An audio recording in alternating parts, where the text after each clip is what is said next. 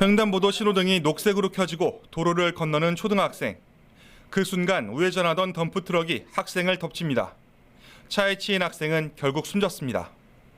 앞서 지난해 3월 인천 중구에서도 비슷한 사고로 초등학생이 생을 마감했습니다.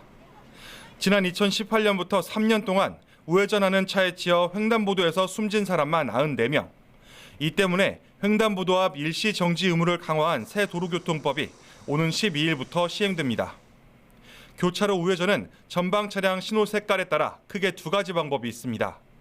전방 차량 신호가 적색일 때는 반드시 잠깐이라도 차를 완전히 멈춰야 합니다.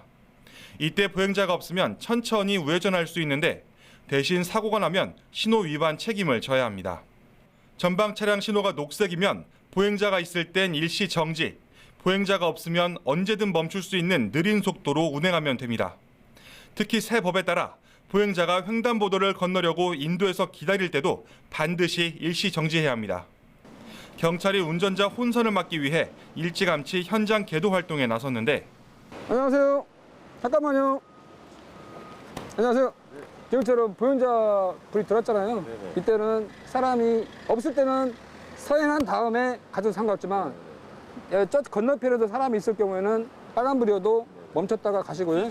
취재진이 다녀보니 법 시행 직전인 지금도 시내 곳곳에서 위험한 모습을 쉽게 목격할 수 있었습니다. 보행자가 횡단보도를 건널 때는 차량은 반드시 그 앞에서 바퀴를 완전히 멈추고 기다려야 합니다. 설령 보행자가 횡단보도 끄트머리에 있어 사고 위험이 낮다고 하더라도 이는 모두 단속 대상입니다.